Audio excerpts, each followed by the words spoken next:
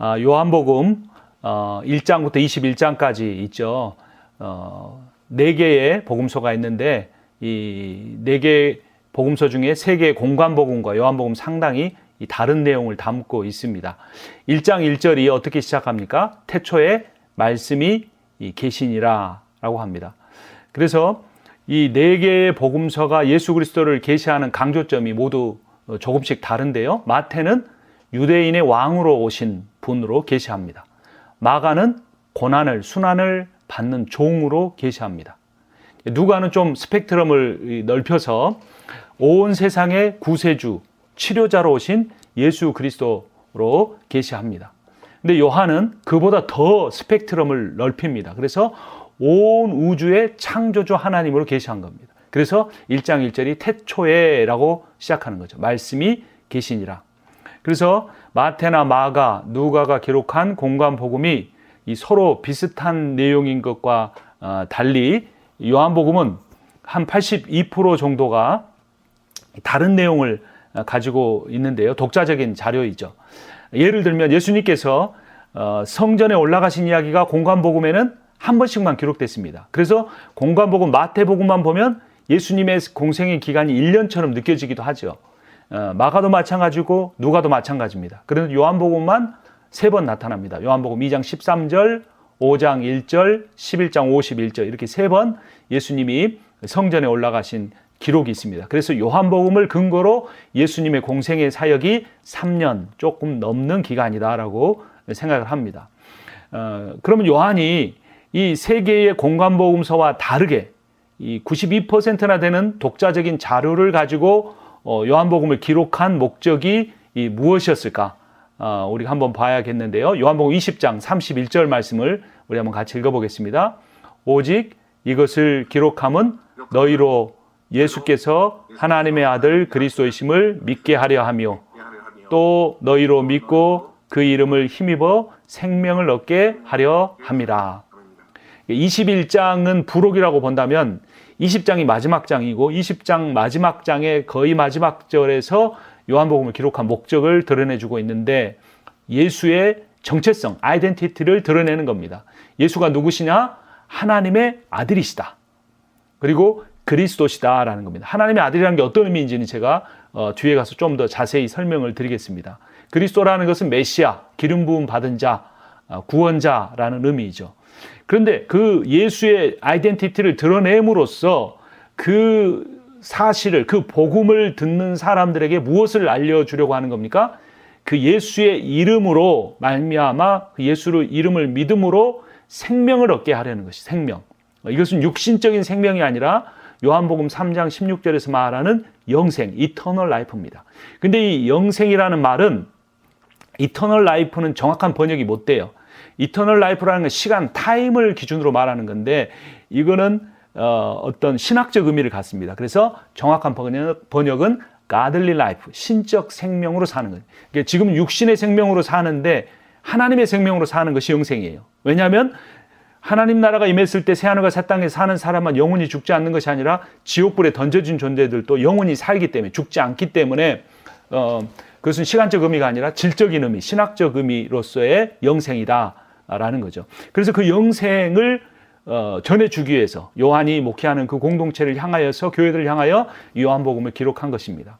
그래서 요한복음은 언제 기록됐냐면 주후 85년에서 90년 사이에 기록됐는데 요한 서신이 가장 늦게 기록이 됐죠. 그래서 이 3개의 복음서를 종합하면서도 또 다른 신학적 의미를 강조한 책을 기록한 것입니다.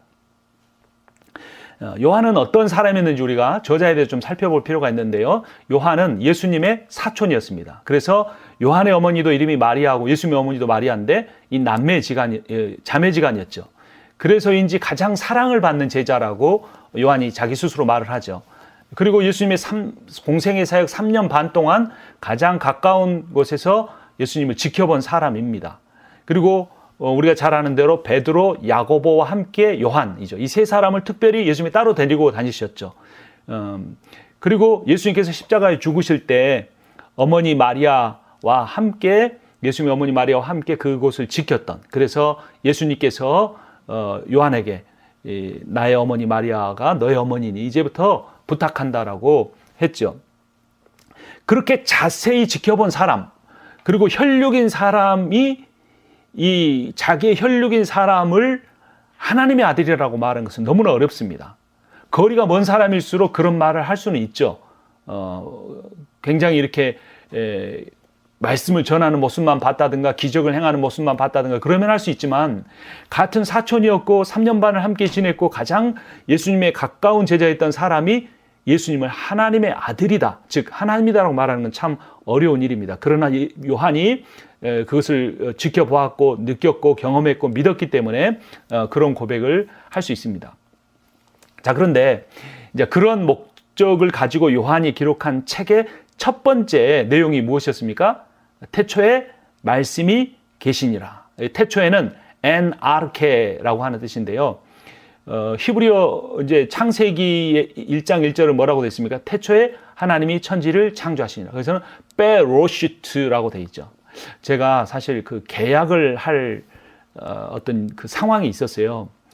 그런데 그 상대방이 저는 그 멕시칸 스페니쉬어를 말하는 줄 알았어요. 저하고 같이 이렇게 이야기를 하다가 사장하고 부사장이 이야기를 하는데 막 무슨 말을 하는 거예요.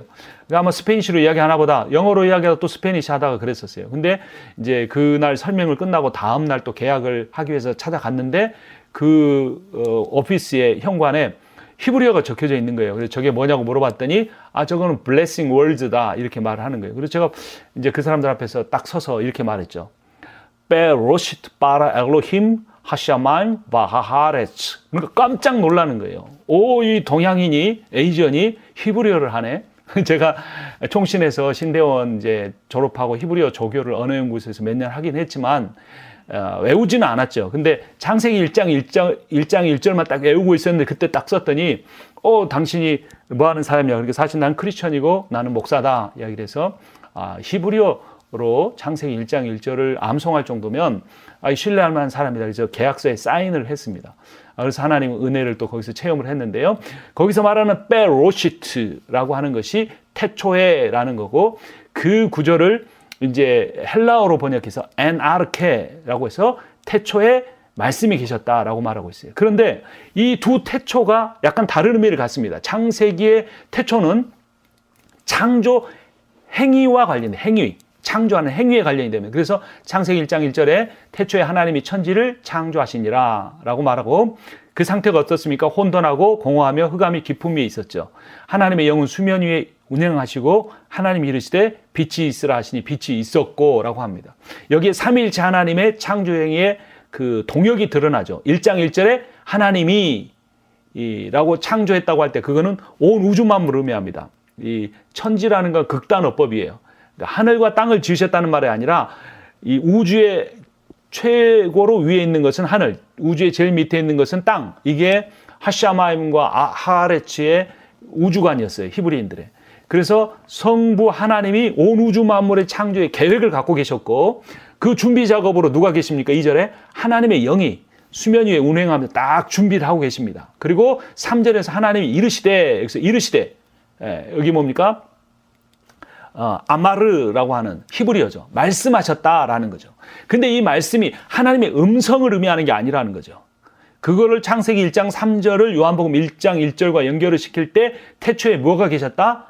말씀이 계셨다. 로고스의 말씀이 계셨다라는 거예요. 그러니까 창세기 1장 3절은 요한복음 1장 1절에 근거해서 번역을 하면 이 하나님이 로고스의 말씀으로 빛이 있으라 하시니 그 로고스의 말씀이 빛을 창조하셨다. 이런 의미가 되는 겁니다. 아주 놀라운 이 신학적 관점을 가지고 이 요한은 자기가 3년 반을 같이 보냈고 어릴 때부터 같이 여러 번 만났을 사촌인 예수 그리스도를 태초에 천지 만물을 창조하신 삼위일체 하나님이다라는 너무나도 놀라운 고백을 하고 있는 겁니다. 결국 신앙이란 여러분, 하나님에 대한 신앙 고백입니다. 요즘 목사님들의 하나님은 어떤 분입니까? 너무나 침묵하고 계시는 분은 아닙니까? 요즘 하나님은 여러분들에게 어떤 분이십니까? 광야에 같은 곳에 나를 그냥 놔두시고 그냥 고난을 겪게 하시는, 예수님이 공생에 사역하시자마자 성령이 그 위에 비둘기같이 임하자마자 성령이 그분을 몰고 나가서 광야에 내버려 두시고 40일을 금식하게 하시고 사탄이 시험받게 하셨잖아요. 혹시 그런 하나님은 아닙니까?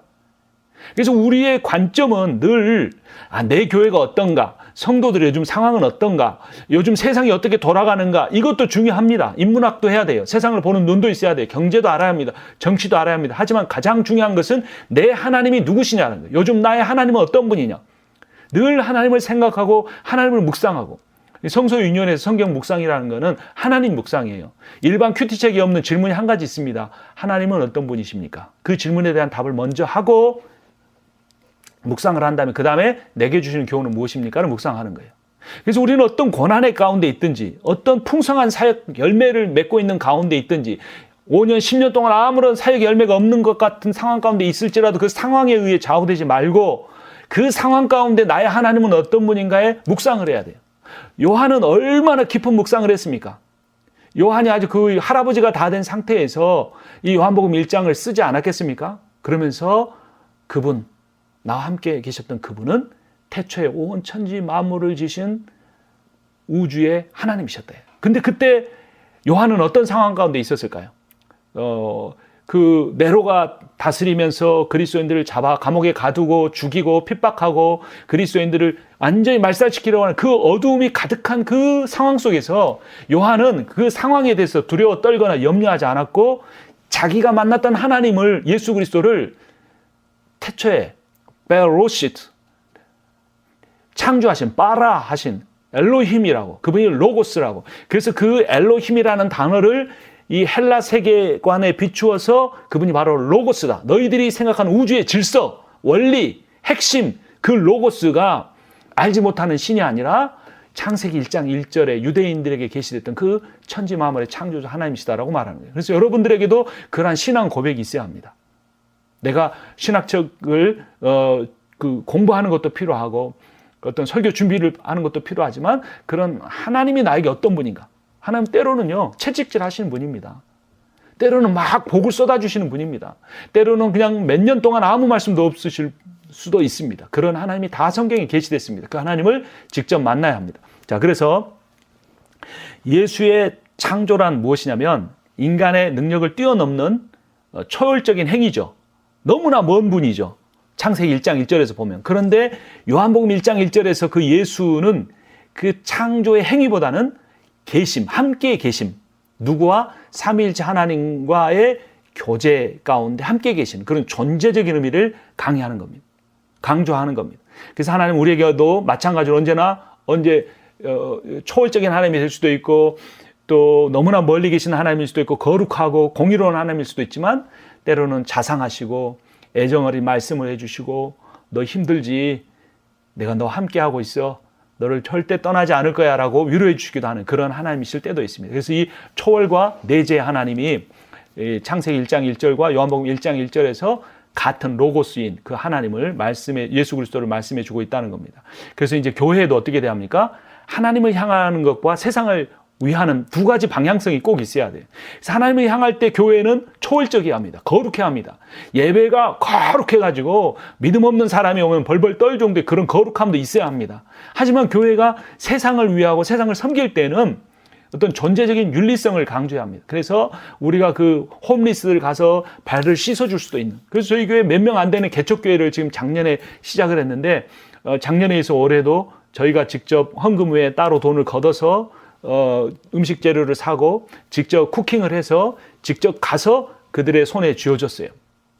그래서 그렇게 예수님처럼 낮아지는 존재적 섬김의 모습을 가져야 합니다. 그래서 초월적 거룩성은 빛을 의미하고 존재적 윤리성은 소금을 의미합니다. 그래서 마태복음에서 예수님이 이렇게 말씀하셨습니다. 교회에 대해서 너희는 세상의 소금이니 소금이 만일 그 맛을 잃으면 무엇으로 짜게 하리요? 후에는 아무 쓸데없어 다만 밖에 버려져 사람에게 밟힐 뿐이니라.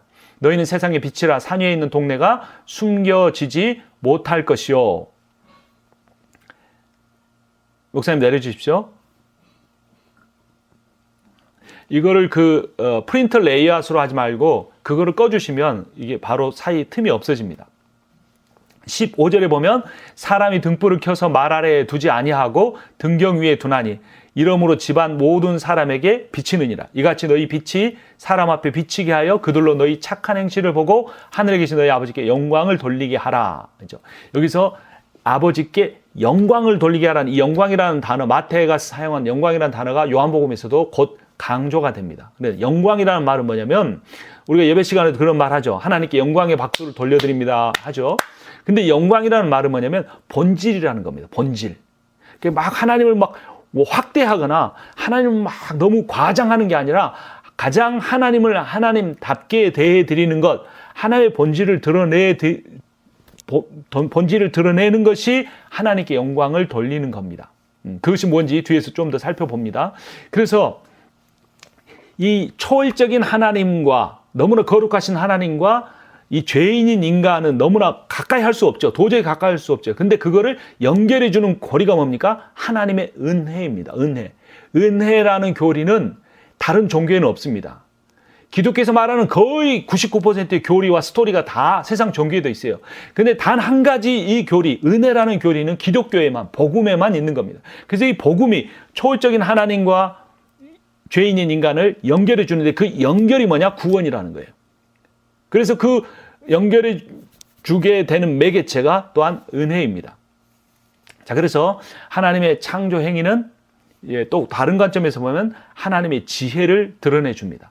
그리고 하나님의 내재 행위, 함께 계심, 삼위일체 하나님이 교제하심은 하나님의 말씀을 통해서 드러나게 됩니다. 그래서 그 말씀이 하나님의 삼위일체 교제를 가지고 이 땅에 육신이 되어서 하나님과 분리된 인간을 하나님과 연결시켜주고 그렇게 하나님과 연결시키기 위해서 구원받은 공동체 자체를 또 하나 되게 하는 그래서 이 말씀이 하나님의 삼위일체 공동체성을 교회 공동체성으로 만들어서 두 공동체가 말씀을 통해 또 연합하게 하는 그러한 사역을 하게 됩니다. 그래서 이 창조 행위에 드러난 지혜와 하나님의 그 내재 행위, 성육신 행위에 드러난 말씀은 모두 다 하나님의 매우 중요한 속성입니다. 근데 또 재미있는 거는 이 창조의 지혜는 여성 명사예요. 한국 사람들도 지혜는 여자 딸에게 많이 지어주잖아요. 근데 히브리어도 여성 명사입니다. 그런데 말씀은 따바르의 말씀은 남성 명사예요.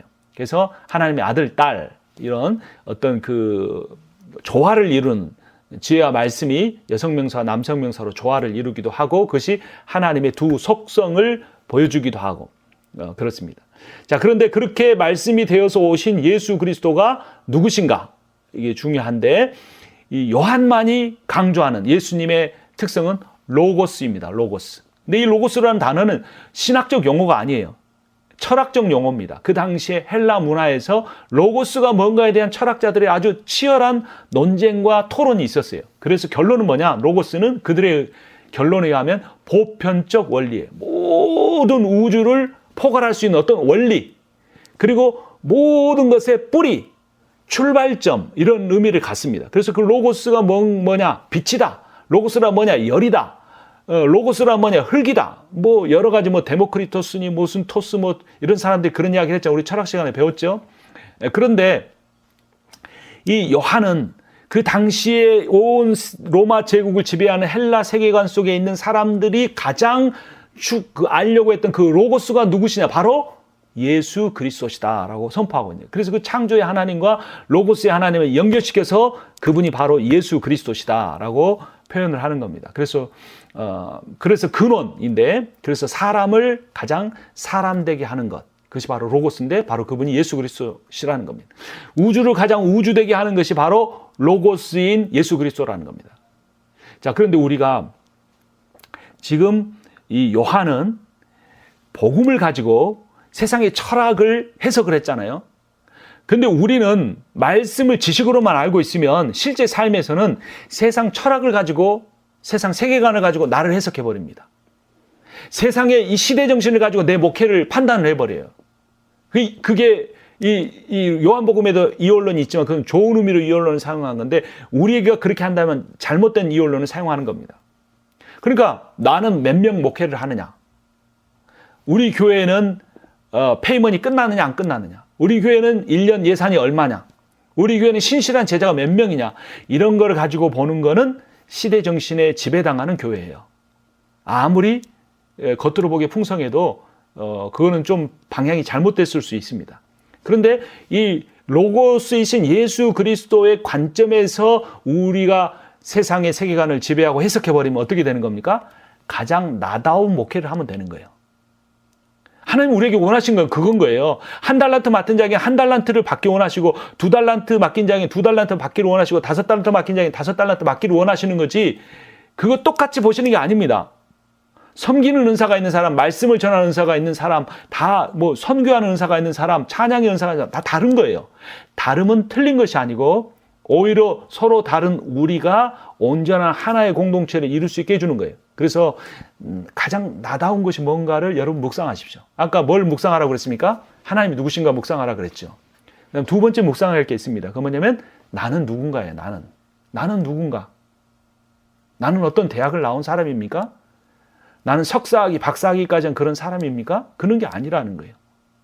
그리스도를 깊이 만난 사람은, 예수 십자가를 깊이 체험한 사람은, 날마다 삶에서 하나님을 만나려고 애쓰고 노력하는 사람은 나를 사랑하여 나를 위해 십자가에 죽으신 그리스도 안에서 자기를 날마다 새롭게 발견해 가고 나다운 길을 걸어가게 하는 거예요.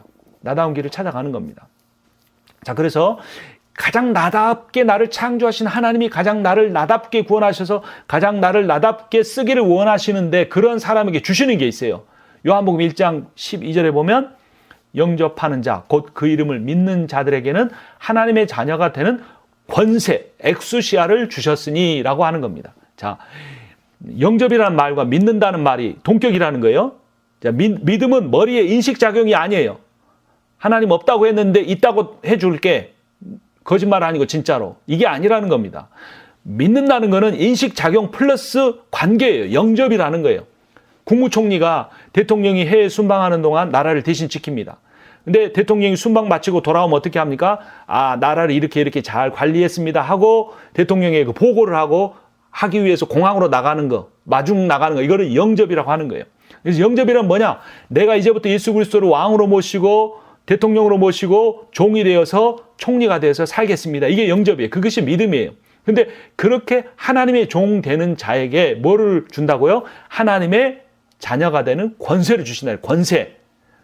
권세를 주시려면 진짜 요셉처럼 총리의 권세를 주시든지 한 500명, 1000명 목회하는 그런 능력 있는 권세를 주시면 좋겠는데, 무슨 권세 주신다고요? 여기는 보니까 에게 하나님의 자녀 되는 권세. 하나님의 친구도 아니고 자녀, 별 볼 일 없게 느껴지잖아요. 근데 우리는 그 당시의 용어를 잘 알아야 돼요. 여기서 자녀, children, 테크나, 이 자녀라는 말은 로마서 8장 32절 아들이라는 말과도 연결이 됩니다. 아들은 아버지와 동격이에요. 아버지의 상속자입니다. 아버지의 모든 명예와 아버지의 모든 능력과 아버지의 모든 것들을 다 상속받는 자라는 그런 아주 놀라운 의미인 거예요. 그래서 이 하나님이 주신 부의 권세를 받았다, 이거보다 하나님이 주시는 정치적 권세를 받았다, 하나님이 주시는 목회 부흥의 권세를 주셨다, 이거보다 그 모든 걸 아우를 수 있는 게 뭐냐? 하나님의 자녀 되는 권세, 하나님의 딸 되는 권세, 아들 되는 권세 받은 것이 제일 크다는 거예요. 그래서 로마서 8장 32절을 보면 자기 아들을 아끼지 아니하시고 우리 모든 사람을 위하여 내주신 이가 어찌 그 아들과 함께 모든 것을 우리에게 주시지 아니하겠느냐. 여러분, 내가 누군가를 내 생명을 줬어요.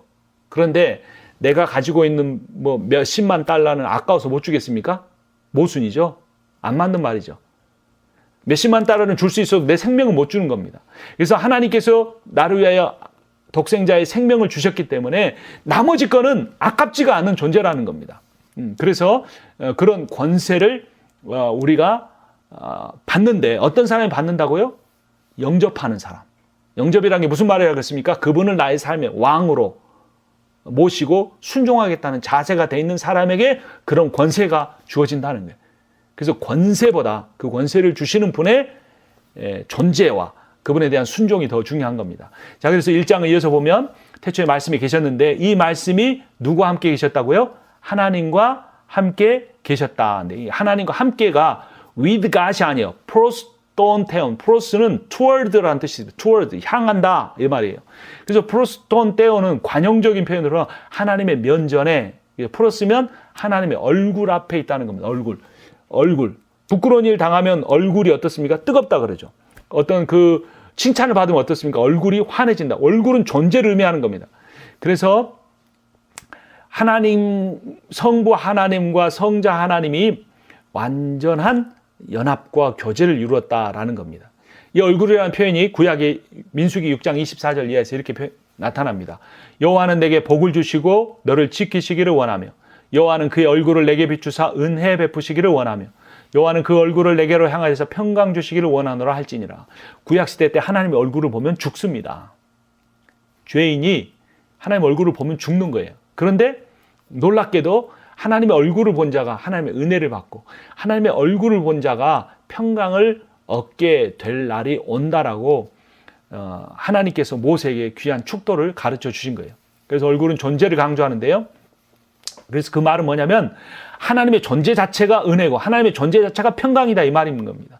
그래서 창세기 15장 1절에서 하나님이 아브라함에게 이렇게 말씀하십니다. 아브라함아 두려워하지 말라. 나는 내 방패여 너의 지극히 큰 상급이니라. 그런데 아브라함이 또 주책 없는 말을 하죠. 거기서 끝났으면 좋았을 텐데 주 여호와여 무엇을 내게 주시려 하나이까. 하나님 금방 말씀하셨잖아요. 내가 너의 방패가 돼주겠다. 내가 너의 상급이 돼주겠다. 그런데 아브라함은 그 하나님보다는 하나님이 주시려는 그 무엇에 관심이 돼 있었던 거예요. 아브라함의 가장 갈급한 건 뭐였습니까? 자식 낳는 거예요. 65세 때 하란을 떠났습니다. 친척 다 버렸어요. 그보다 더 용서받을 수 없는 일은 뭡니까? 그 친척들이 다 섬기던 신을 버렸다는 거예요. 알지도 못하는 여호와라는 신을 쫓아서 간 겁니다. 근데 그 고대 근동에서는 복받는 자라는 어떤 사람이냐면 다복한 자예요. 아들이 많은 사람. 근데 아브라함은 하나님을 떠나서 30년이 넘도록 34년이 가까이 되도록 아들을 못 낳았어요. 그래서 아브라함의 모든 관심은 어떻게 하면 아들을 낳아서 내 수치를 씻을 수 있는가였어요. 그래서 나중에 자기 아들 이삭을 위해서 종을 다시 보내는 걸 보면은 그 사이에 교류가 있었다는 걸 알 수 있었죠. 아브라함은 하나님 만난 후에 평생 부끄러운 인생을 살았습니다. 수치스러운 인생을 살았어요. 친척들이 손가락질하는 겁니다. 가족을 버리고 친척을 버리고 우리가 믿는 신을 버리고 떠난 저 아브라함은 저주받은 인생이 됐다. 아들 못 낳지 않는 거 아니냐라는 거예요. 그렇게 절규하는 아브라함에게 하나님이 나타나서 뭐라고 하십니까? 내가 네 방패다. 내가 너의 상급이다. 이렇게 말씀하시는 거예요.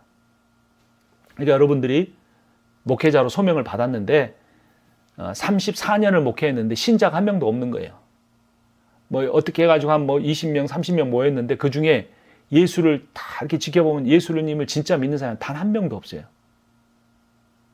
그럼 여러분 어떻게 하시겠습니까?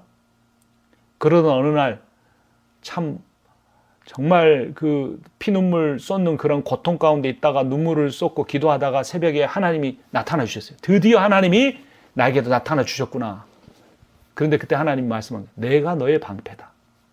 내가 너의 상급이다 말씀하시죠. 그때 여러분은 뭐라고 말씀하시겠습니까? 참 저도 하나님께 받고 싶은 게 많습니다. 저도 하나님께서 이루어 주셨으면 하는 게 많습니다. 근데 되지 않죠. 잘 이루어지지 않습니다. 그런 저를 향하여 하나님이 말씀합니다. 나 외에 무엇을 더 원하는가? 그래서 우리는 깊이 묵상해 봐야 합니다. 우리가 원하는 것이 복을 주실 수도 있고 기다리게 하실 수도 있는 하나님인지 아니면 하나님이 주시는 복 그 자체인지. 목회자가 달라져야 성도가 달라집니다.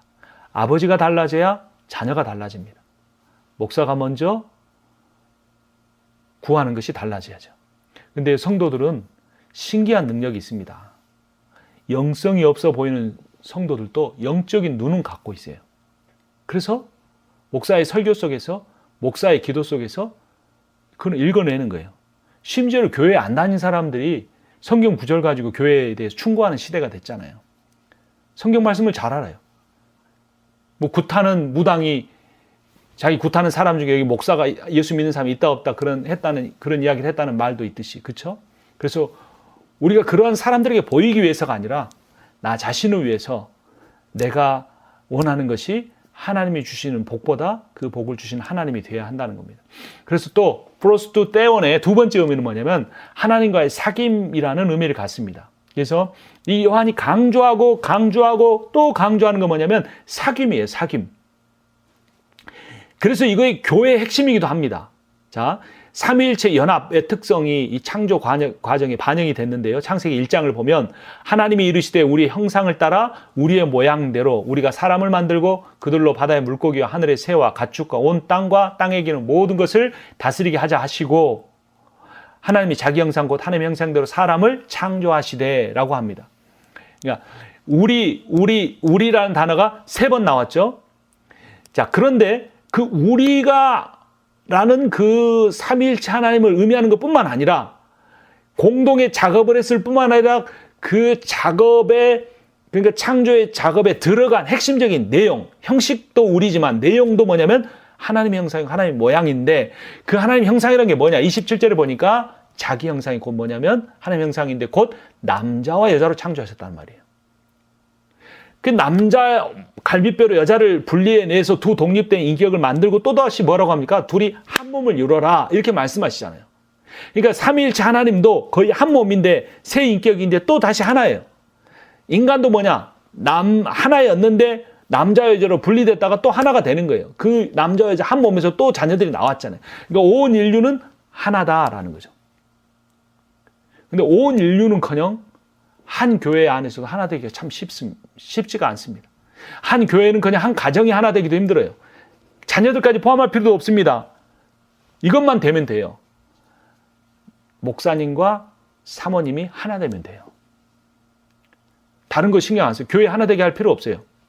자녀와 우리 가정이 하나 되게 할 필요 없어요. 독립돼서 떠나면 됩니다. 근데 정말 평생 우리가 씨름해야 할 게 있는데 남편과 아내가 하나 되는 거예요. 이게 목회보다 더 중요합니다. 그게 내 진짜 신앙의 정체성을 드러내는 거예요. 근데 어떻습니까? 어렵죠.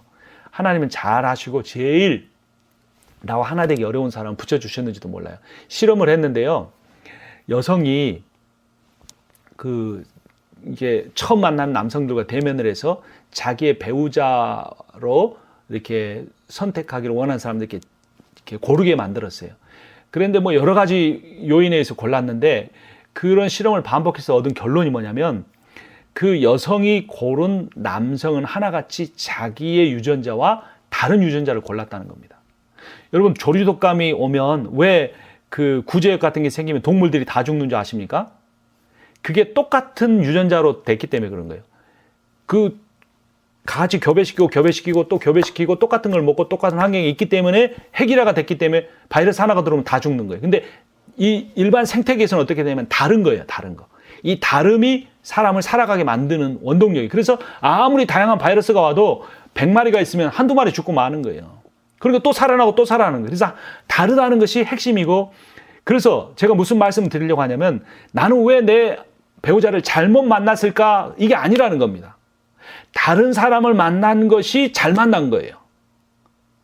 왜 당신은 나하고 말투가 달라? 당신은 왜 나하고 좋아하는 게 달라? 취미가 달라? 이게 아니라는 거예요. 아, 다르구나. 나에게 참 좋은 짝이 주어졌구나. 라고 해서 나와 다른 아내를, 나와 다른 남편을 받아들일 수 있고 그렇게 매일매일의 삶에서 두 사람의 관계가 깊어질 때 그 사람은 진정한 신앙의 길로 들어서기 시작한 겁니다. 이것이 삼위일체 하나님께서 자신의 형상을 따라 남자와 여자를 창조하시는 원리예요. 그런데 이 삼위일체 하나님의 창조의 특성이 구원에도 반영이 됩니다. 그래서 이 사귐이라는 건 요한이 강조하는 주제인데요. 사귐의 중요한 단어 거하다, 헬라어로 메노인데 이 메노는 떠나지 않고 계속 머무른다 이런 말이에요. 나그네가 어디를 가다가 한 곳에 딱 정착해가지고 이제 안 떠나고 계속 거기 사는 것, 이런 의미를 가져요. 또 하나는 어떠한 원리가 소멸되지 않고 여전히 남아있다라는 법적인 용어이기도 합니다. 자, 그래서 요한일서, 같은 요한이 쓴 요한일서 1장 3절을 보면 우리가 보고 들은 바를 너희에게도 전하면 너희로 우리와 무엇이 있게? 사귐이 있게 하려 함이니 우리의 사귐은 아버지와 그의 아들 예수 그리스도와 더불어 누림이다 라고 말합니다. 자, 여기서 우리와 너희는 누구겠습니까? 요한이 목회하는 어떤 목회팀, 그리고 그 목회의 대상인 성도들. 이 사귀는 그거. 그래서 공동체가 돼야 한다는 거예요. 하나됨. 근데 이게 원형이 뭐냐? 그의 아들 예수 그리스도와 아버지가 더불어 누렸던 것이다 라는 거예요. 그래서 요한은 이 창조주의 창조 사역에서 하나됨의 원리가 이 구원 사역에 있어서 하나님의 원리와 연결하게 하려고 하는 겁니다. 그래서 이 사귐은 무엇을 이게 사귀면 말해야 되잖아요. 밥도 나눠 먹어야 되잖아요. 뭐 취미생활 같이 해야 되잖아요. 근데 그런 어떤 특별한 일을 하는 행위가 또 중요하지만 그 이전에 함께 사는 거예요. 그래서 부부가 중요하고 그래서 부부 관계에서 하나 되면 어려운 거예요. 부부가 직장생활 따로 하다가 한두 시간씩 하루에 만나고 살면 굉장히 사이 좋을 수 있습니다. 근데 저는 미국 동부에서 목회하는 동안 24시간 7일 내내 교회 사택안에서 아내와 같이 지냈어요. 특별한 경험을 했죠. 6년 반 동안 삼시세끼를 같이 먹었습니다. 함께 거주한다는 게 매우 중요한 겁니다. 요한복음 15장에서 또 말합니다. 이 메노라는 단어를 쓰시는데요. 내 안에 거하라. 나도 너희 안에 거하리라. 가지가 포도나무에 붙어있지 아니하면 스스로 열매를 맺을 수 없음 같이 너희도 내 안에 있지 아니하면 그러하리라. 여기서 거주한다. 잠깐 붙었다 가는 게 아니라 칭의 받고 성화는 자기 혼자 힘으로 하는 게 아니라 칭의부터 성화가 계속 예수님과 붙어 있는 거예요. 그럼 붙어 있으면 어떻게 돼요? 붙어 있지 않으면 어떻게 돼요? 가지가 포도나무에 붙어 있지 아니하면 스스로 열매를 맺을 수 없음 같이 너희도 내 안에 있지 아니하면 그러하리라. 나는 포도나무에 너희는 가지라. 그가 내 안에 내가 그 안에 거하면 사람이 열매를 많이 맺나니 나를 떠나서는 너희가 아무것도 할 수 없음이라. 열매를 많이 맺었는가 안 맺었는가 중요한 게 아니라 예수님 안에 거하느냐 거하지 않느냐가 중요한 거. 왜냐하면 가짜 열매를 맺을 수 있거든요. 요즘은 가짜가 사진으로 찍어놓으면 진짜 같습니다. 식당 앞에 메뉴판 대신 음식을 실제로 만들어 놓잖아요. 근데 그게 플라스틱으로 만든 겁니다. 음식보다 진짜 더 맛있어 보입니다. 그래서 우리는 삶에 열매가 있어야 되지만 행위 구원론자들이 아니기 때문에 우리는 뭘 점검해야 됩니까? 내 믿음이 진짜 믿음인지, 성도들의 믿음이 진짜 믿음인지, 그리고 나와 성도가 예수님과의 관계 속에 있는지를 봐야 하는 거예요. 자, 그런데 이렇게 함께 거한다라는 게 단순히 어떤 구원론이나 교회론에만 국한되는 게 아니라 성전 신학과 연결이 됩니다. 이 성전이라는 말이 표현이 여러 가지가 있죠. 뭐 성막, 장막, 회막 여러 가지가 있는데 특별히 그 성전이라는 말은 장막이라는 말과도 연결이 되는데 오헬 모헤드, 거주하는 장막이라는 겁니다. 이게 메노라는 헬라어와 연결이 되는 겁니다. 요한복음 2장에 보면 예수께서 대답하여 이르시되 너희가 이 성전을 헐라 내가 사흘 동안에 일으키리라. 성전을 허무시는 게 첫 번째, 세 번 성전 방문하셨다고 했죠. 첫 번째 가셨을 때 이런 말씀을 하십니다. 유대인들이 이르되 이 성전은 46년 동안의 지었건을 네가 3일 동안에 일으키겠느냐 하더라. 유대인들은 건물을 생각했죠. 근데 예수님은 21절에 그러나 예수는 성전된 자기 육체를 가리켜 말씀하신 것이라. 그러니까 이제 건물에서 제사를 드리고 죄사함 받고 지성소에 들어가 하나님을 만나는 그러한 제사 제도로 너희가 구원을 받는 것이 아니라 예수가 성전이 되겠다는 겁니다.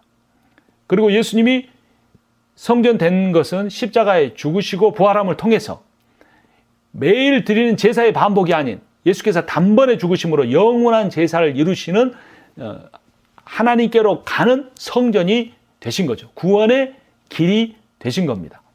자, 그래서 예수를 통해서 우리가 하나님과 그 깨어진 관계, 원수된 관계가 화목의 관계로 바뀌어지는데 그것이 가능한 것은 예수님이 완전한 인간이 동시에 완전한 하나님이셨기 때문에 그런 겁니다. 요한복음 14장 10절을 보면 내가 아버지 안에 거하고 아버지는 내 안에 계신 것을 네가 믿지 아니하느냐?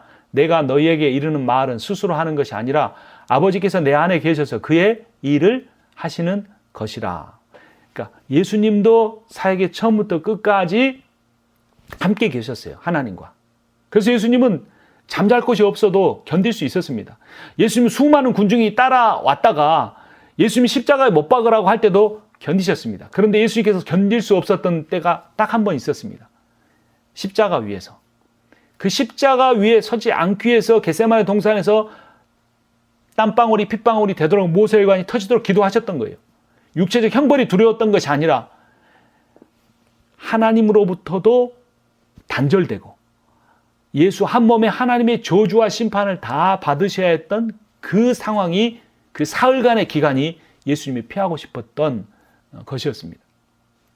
그 기간을 제외하고는 영원 전부터 영원까지 예수 그리스도는 하나님과 하나셨습니다. 그래서 그 삼위일체 하나님의 하나됨의 그 공동체성이 오늘날 교회 가운데 있어야 하고 가정 가운데 있어야 되고 특별히 부부 가운데 있어야 한다라는 겁니다. 자, 그래서 세 번째 프로스 또 때오는 무슨 말이냐면 하나님과의 하나됨 가운데 있다, 연결된 의미입니다. 그래서 삼일체 하나님이 교회 하나님이고 그것이 하나님과 교제한다는 의미가 됩니다. 요한복음 17장의 겟세마네 동산의 기도 방금 말씀드렸죠. 아버지여, 아버지께서 내 안에 내가 아버지 안에 있는 것 같이 그들도 다 하나가 되어 우리 안에 있게 하사 세상으로 아버지께서 나를 보내신 것을 믿게 하옵소서. 이제 삼일체 하나님이 하나님의 공동체성이 이제 교회의 공동체성으로 연결되게 해달라고 기도하는 거예요. 마지막 유언 기도이기 때문에 이것은 가장 중요한 핵심입니다. 그래서 교회가 공동체성을 잃어버리면 아무리 많은 사람이 모여도 안 되는 겁니다. 22절에 내게 주신 영광을 내가 그들에게 주었사오니 이는 우리가 하나 된 것 같이 그들도 하나가 되게 하려 함이니라. 23절 곧 내가 그들 안에 있고 아버지께서 내 안에 계셔 그들로 온전함을 이루어 하나가 되게 하려 함은 이라고 말합니다. 자, 여기서 중요한 겁니다. 여기 지금 노랗게 하이라이트 된 부분이 뭐냐면 온전함이라는 단어와 하나라는 단어예요. 우리는 온전함을 개별적인 걸로 봅니다. 아, 저 사람 70점, 나는 80점, 저 사람은 90점. 나는 70점을 이겼는데 90점을 어떻게 이길까?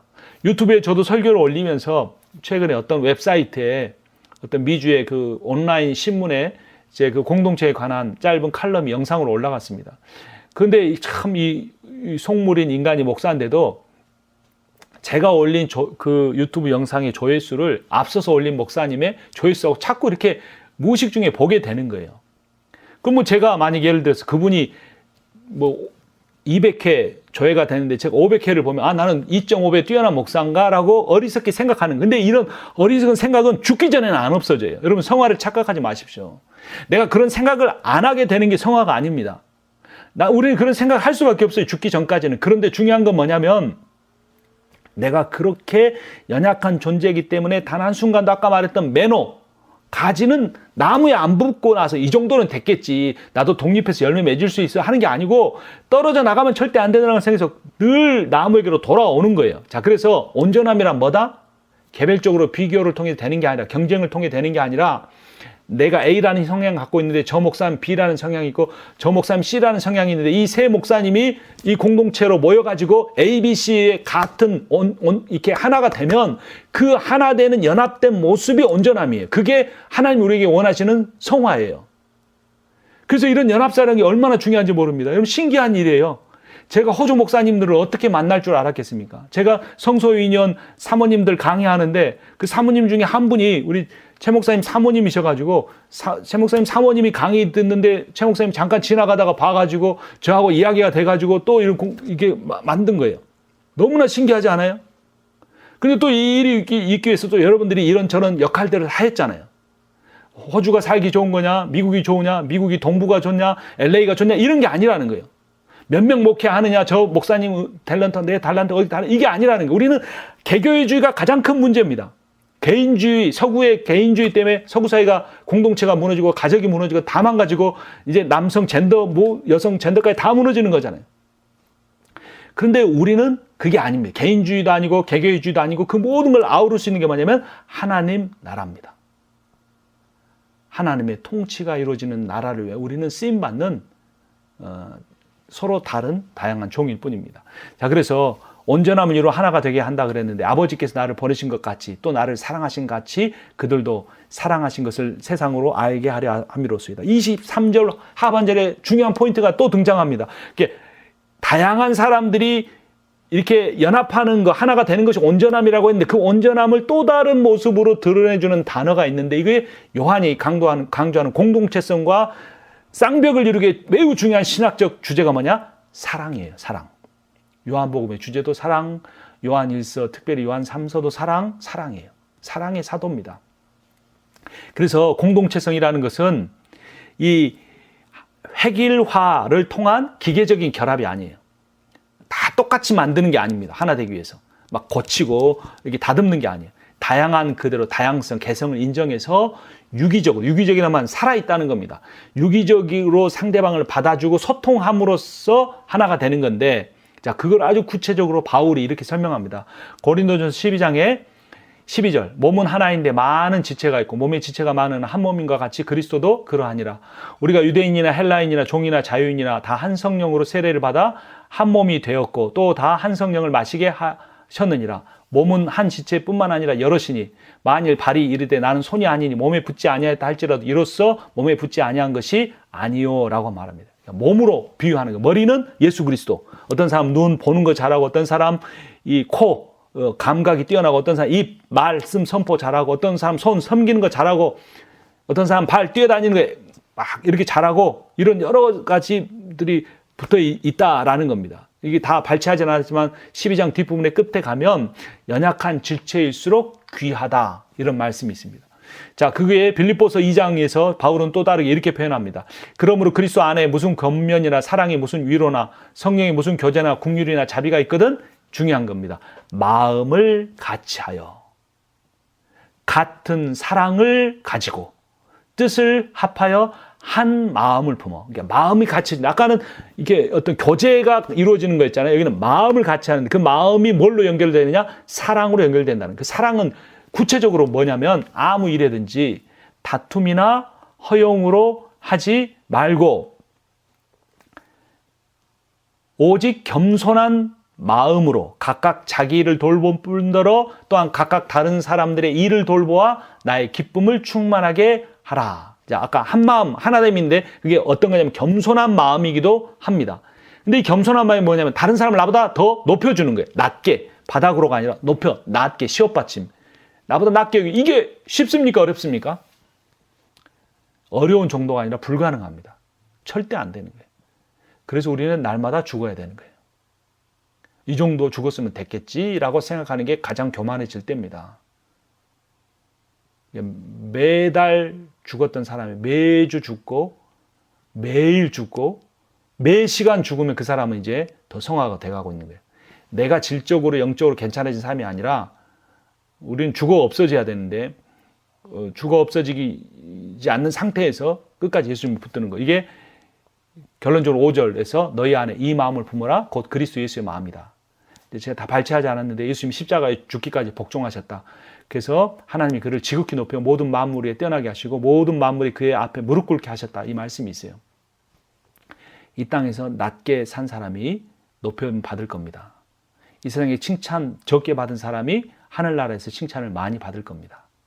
이 세상에서 빚도 없이 이름도 없이 참 쓸쓸하게 외롭게 목회한 분들이 하나님 앞에 착하고 충성된 종아 네가 적은 일에 충성했으니 내가 너에게 지극히 큰 일을 맡기리라는 말씀을 들을 겁니다.